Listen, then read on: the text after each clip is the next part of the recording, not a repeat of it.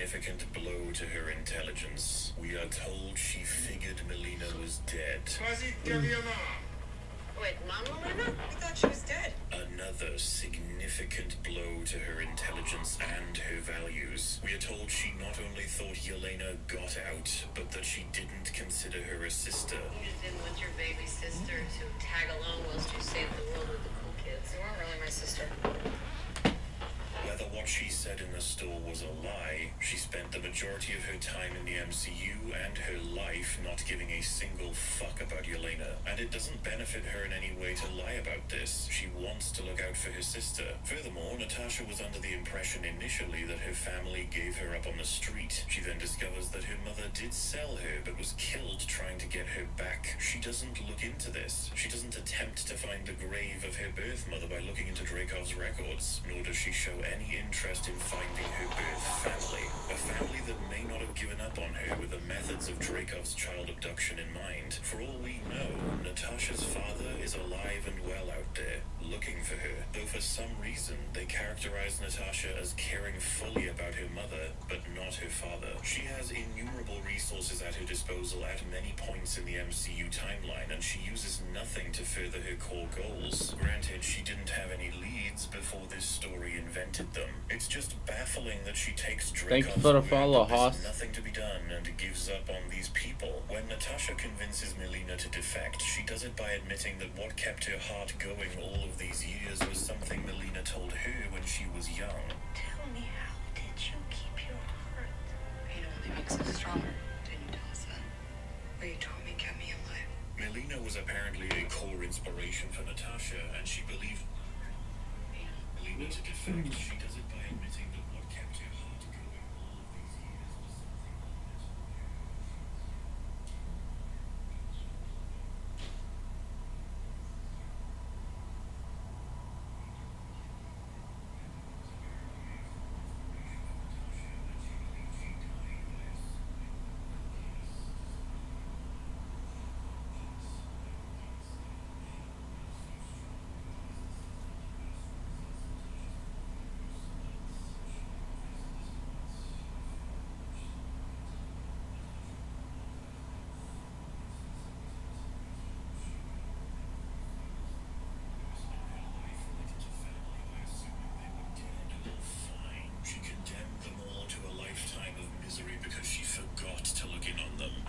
faced with this charge, she simply looks down, disappointed in her actions. This is about the furthest you can get from her character. It honestly seems like the movie is making fun of what we know to be her, what made us care about her. You feel anything when I killed your daughter?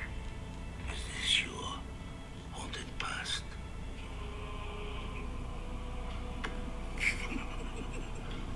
Yeah, same energy as something else I'm familiar with. So you loathe your own being because of what's driving you. Now that's what I call an inner conflict. Are you kidding? Same energy as something else I'm familiar with. So you loathe your own being because of what's driving you. Now that's what I call an inner conflict. Natasha, often surprisingly, is much more sentimental than most Avengers. This is clear if you remember from her attitudes relating to Clint when we're first learning about who she is. We need you to come in. Are you kidding? I'm working. I'm in the middle of an interrogation. This moron is giving me everything. After her limited characterization in Iron Man 2, we see her being beaten and she shows little to no concern for it. It's part of the job. She will even brush off S.H.I.E.L.D. despite seemingly being in a dire circumstance to try and complete the now compromised mission. It's only when a certain piece of information slips that her demeanor toward Coulson changes. Bird's been compromised. Let me put you on hold. To be clear, she would rather endure torture to attempt to complete her compromised mission than assist S.H.I.E.L.D. in a mission they are interrupting with. Until they mention Clint, she puts him, and by extension the ones she loves, above everything else. I owe you. If it was the other way around, and it was down to me to save your life, would you trust me to do it? What now? We can't track you in stealth mode. I need you. Not leaving this rock with one civilian on it. I didn't say we should leave. There's worse ways to go. Where else am I going to be like this? I know. Well, then what are you doing here? The camera. Boy, it must be hard to shake a little double agent thing. Are you incapable of letting go of your ego for one goddamn second?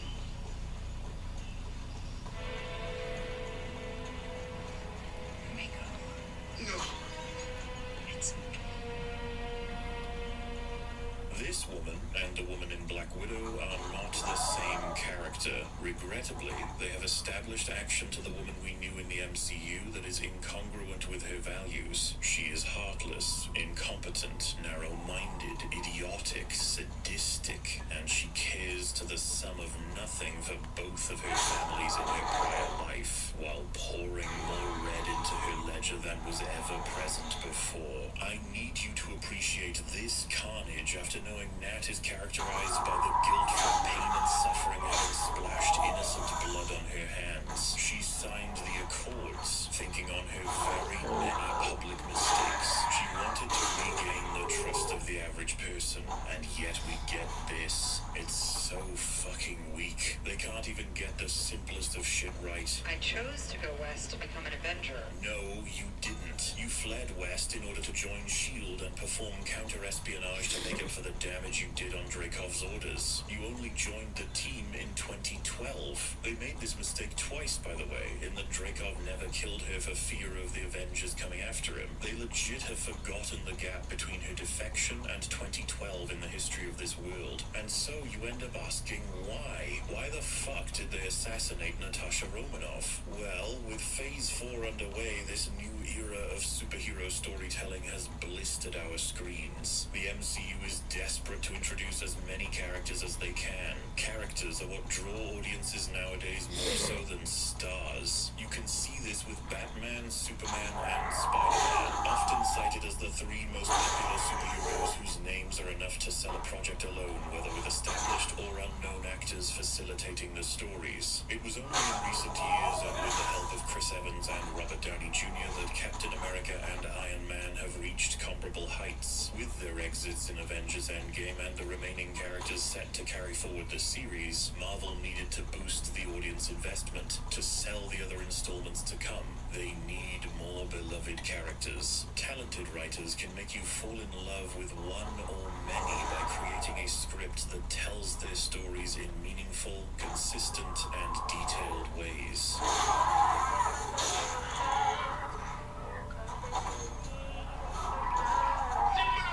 No, what's fucking embarrassing is having you as my father. My mother was a scientist at Star Labs, and she was obsessed with turning me and my brothers and sisters into superheroes. What happened to your brothers and sisters? Some died. Would you eat your friends? I know friends. If I die because I gambled on love, it will be a worthy death. Friends. Cherish peace with all my heart. I don't care how many men, women, and children I need to kill to get it. I think you have a serious case of daddy issues. No issues with how much I love my father. He built the machines I employ today and taught me the secrets of calling the rats. But eventually, my father's burdens became too heavy to carry. He loved me. Are you worried? I'm gonna get you out of here alive. I'm going to get you out of here alive.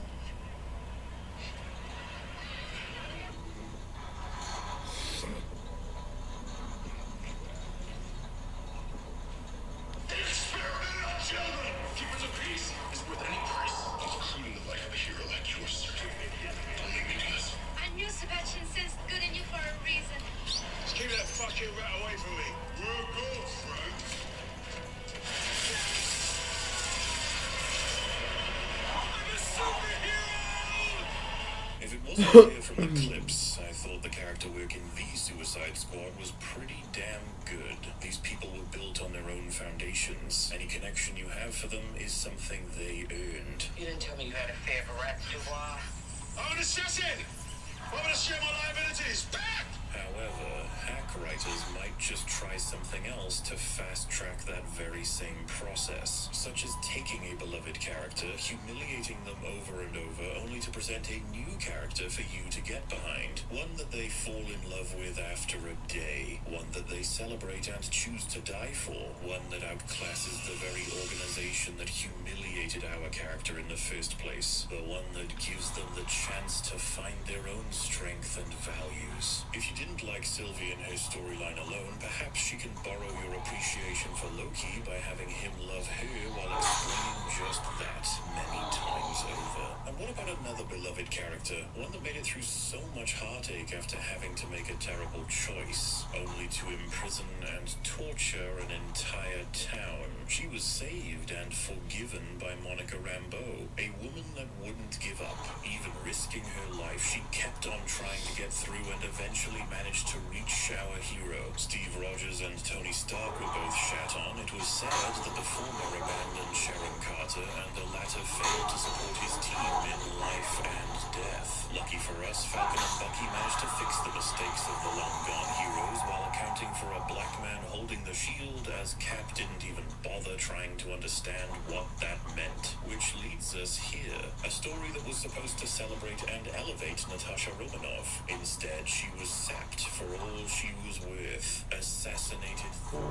In some cases for incompetence. In others for the same reason the rest of them were. To create room and a springboard for new characters. Ones that have longer contracts. Coming in to save the day. To correct the wrongs. To endure the mistakes and be better than the ones you love. Convincing you to perhaps love them. Yelena is our new Black Widow. She was abandoned by Natasha to a life of pain and misery, but she escaped.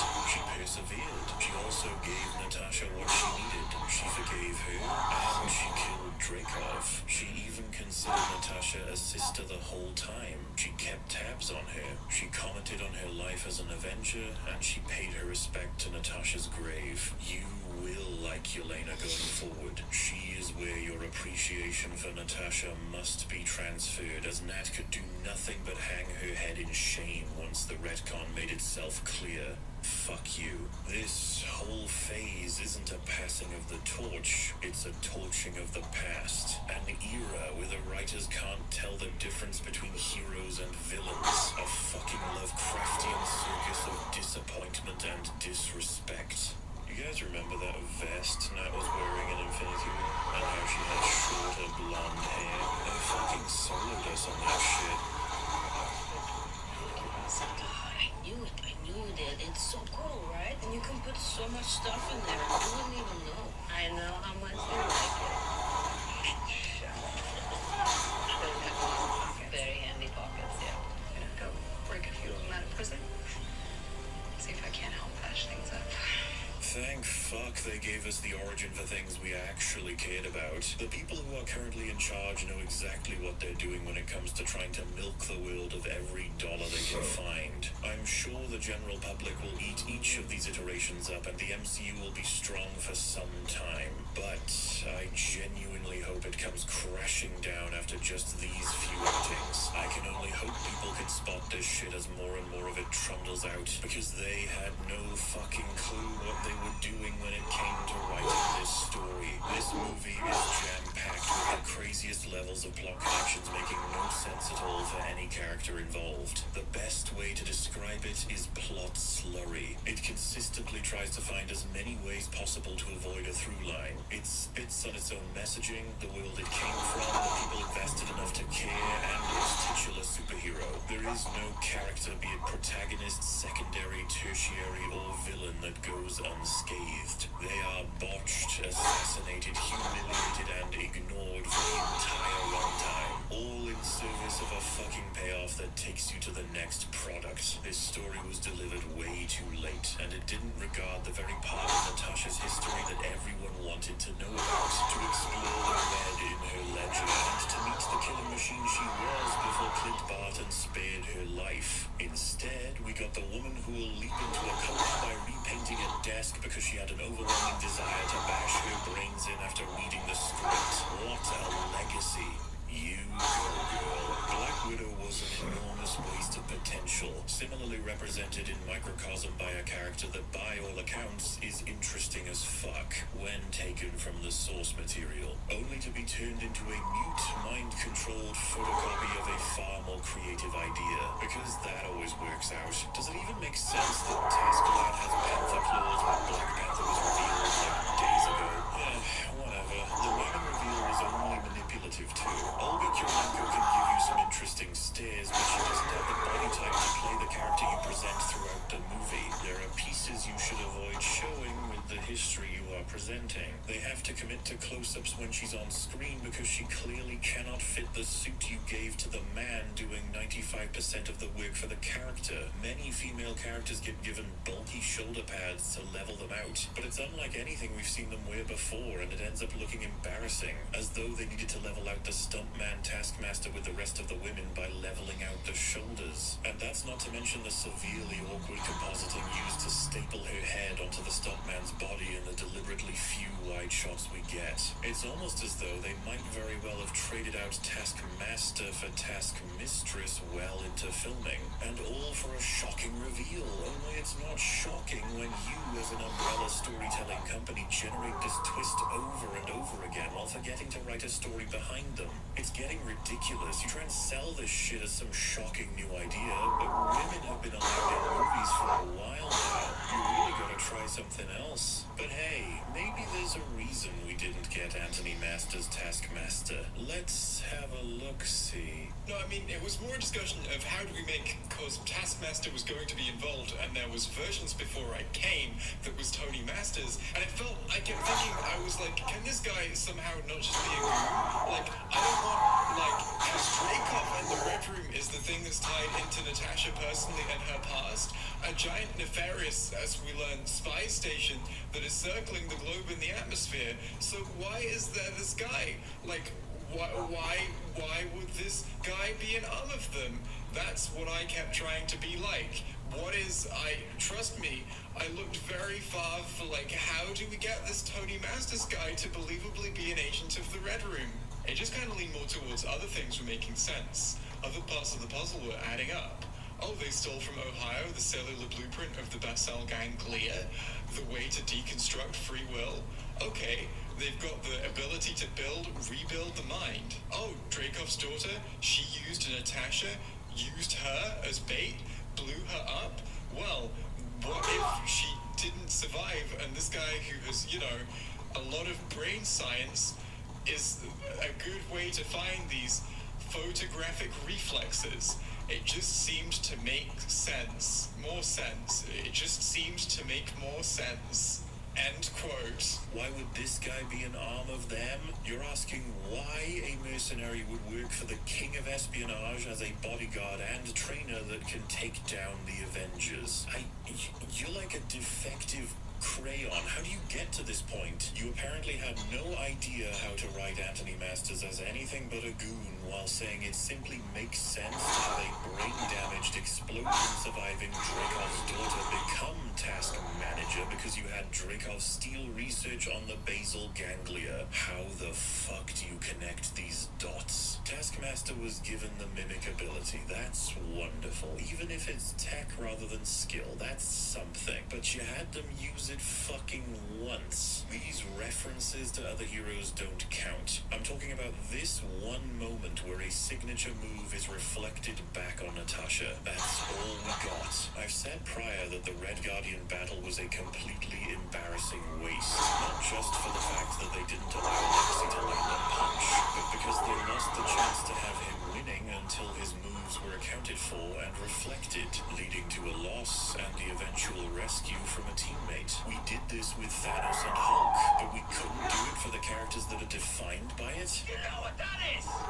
That's just fucking great! It was also incredibly cheap to put the Red Guardian and Taskmaster up and around all of the marketing only to feature them less than most secondary characters. And yet they were both portrayed entirely opposite to expectation, because that went so well last time.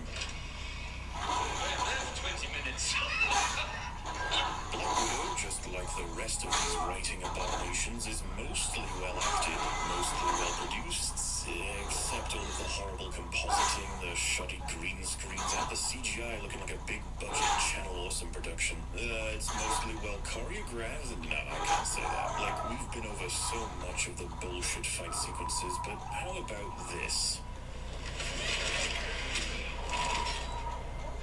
What the fuck was that? How about these people looking around outside after an explosion has gone off with many shots fired? Your entire job is to watch the exits, you fucking blumpkins. There's tiny stuff too, like Scarlet taking off her mask from the bottom up, but switching at the last second when she remembered. Dude, how about this incredible gun trade? Oh, how fucking awesome and totally not retarded. It has decent editing, like if you exclude all of the horrible editing, such as the splat. They cut to a wide, then they cut to a close-up, then a second close-up to really make sure you can avoid hurting the actress, to then cut back to her raising up. Like, this is sloppy as fuck, not to mention lazy. How about an example of someone pulling it off with less money in 2013?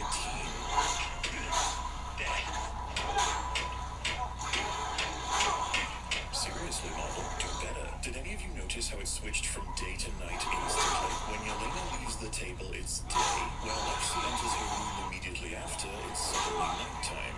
Whoops. Then you have the four women who enter the apartment, and some of them fall over, only for Nat and Yelena to enter this room just meters away, and we never see those women who are just behind them for the rest of the sequence. What are you doing? I don't know if you guys caught this one, but it's absolutely wonderful. Let me show you.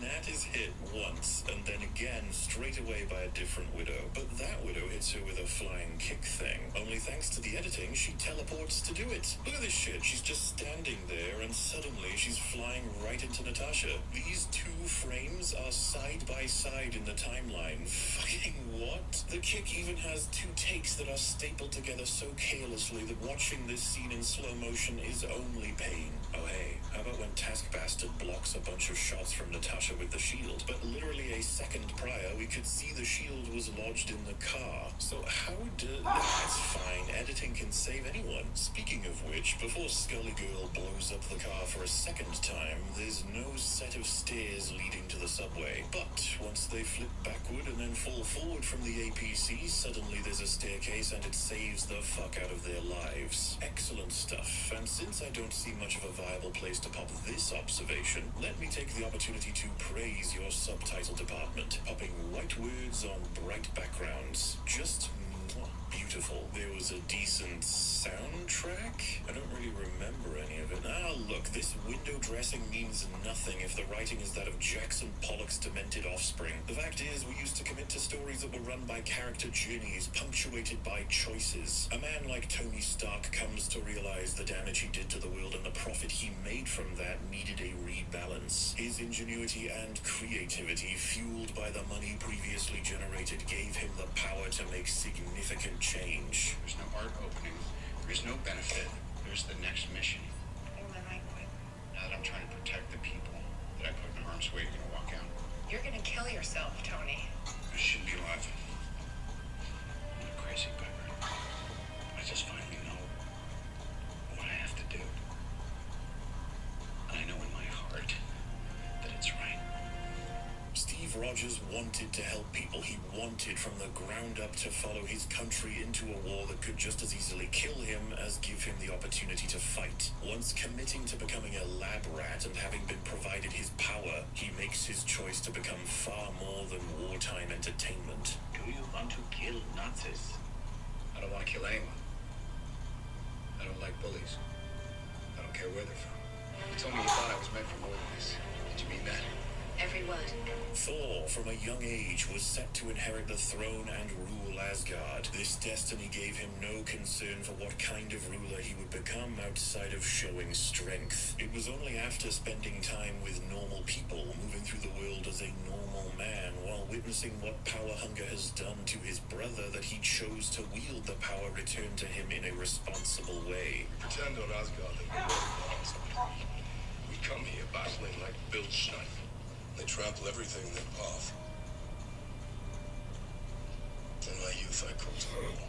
Every one one of these stories is about what people choose to do with the agency they have. So what the fuck am I supposed to do with all this? There is no journey for these heroes. We get no significant growth, no defining choices related to power they already have or fail to understand. The entire third act barely concerns our protagonist Black Widows. Melina is the one who instructed them both on what to do and how to do it. It was her plan. Then, if you think about it, the first 2 acts were all Yelena's plans. She dragged Natasha into all of this. Natasha Romanoff is a fucking ping pong ball getting bonked about by all the other characters in her own movie. And this character journey problem doesn't start or end with Black Widow. Captain Marvel's huge issue was that of failing to even recognize what her values were right before the end of her story, only to be provided more power than any hero in the MCU, annihilating her foes with glee, forever wondering what it is she even thinks about any of this. If you don't understand what makes a character compelling, what gives their journeys meaning, and why making a choice with the power you wield is important, your cinematic superhero universe is going to crash and